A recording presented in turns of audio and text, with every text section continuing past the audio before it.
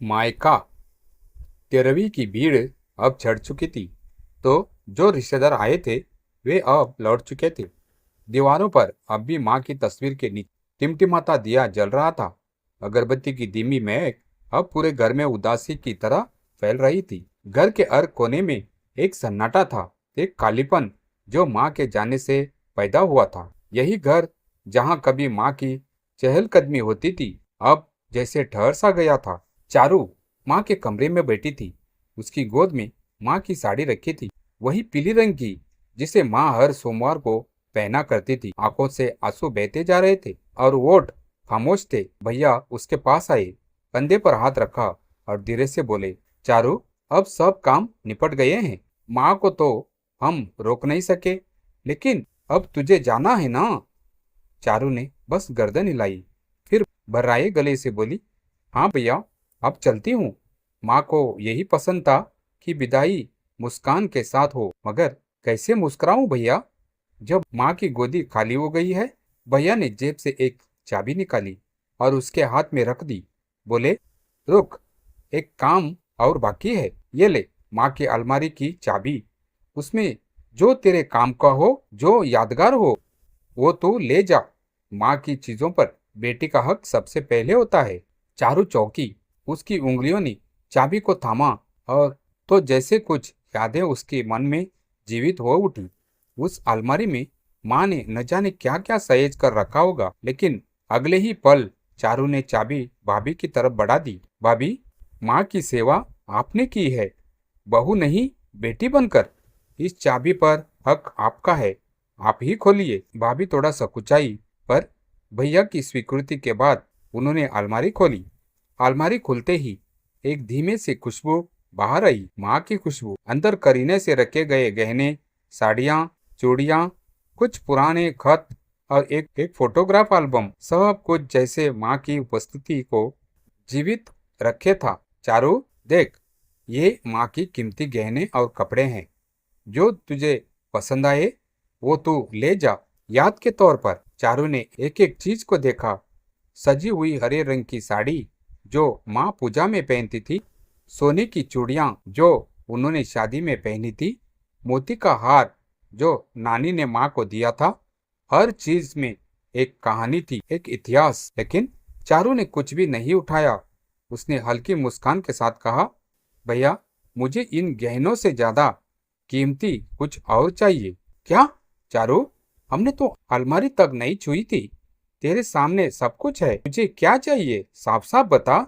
चारू ने एक पल के लिए आंखें बंद की, फिर भाभी की तरफ देखा और कहा, मुझे वो कीमती निशानी चाहिए जो हर बेटी अपने मायके से लेकर जाती है। वो निशानी जो उसे एहसास दिलाए कि माँ के जाने के बाद भी उसका मायका सलामत है। मुझे वो अपनापन चाहिए, वो भरोसा चाहिए कि जब भी मन भारी हो मैं इस घर में लौट सकूं बिना किसी संकोच के।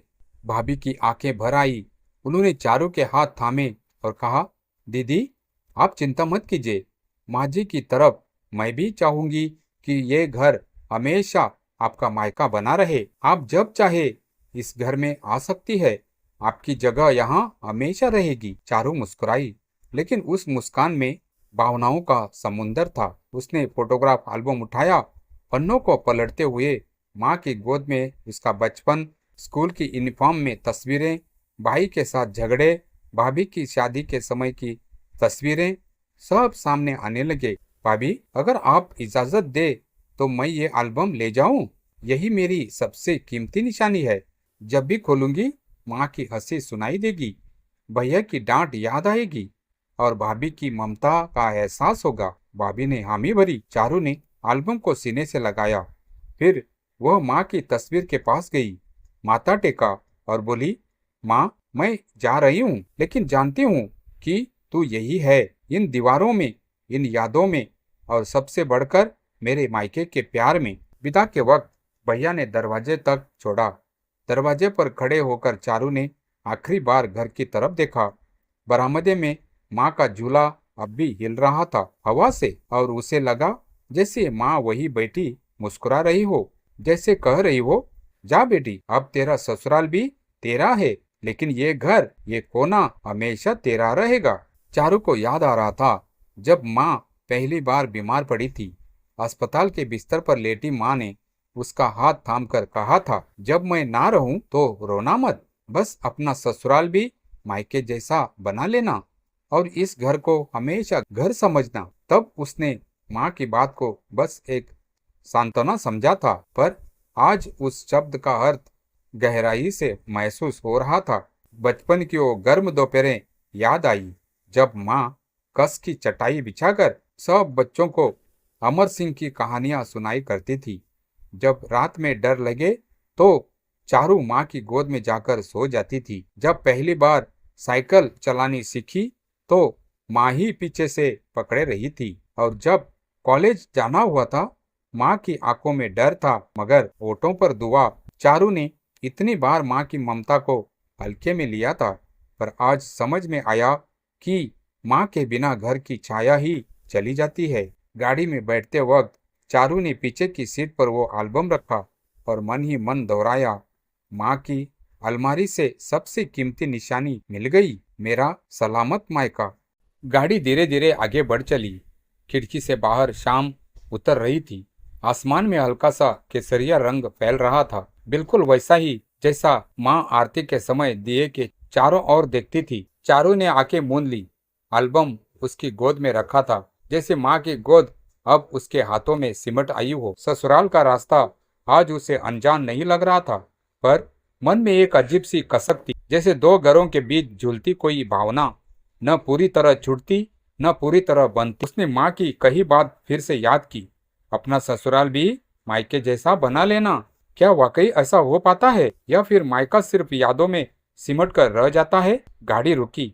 दरवाजे पर पति खड़े थे, चेहरे पर चिंता थी, आंखों में वही सवाल, कैसी हो अब? चारू ने हल्की मुस्कान दी।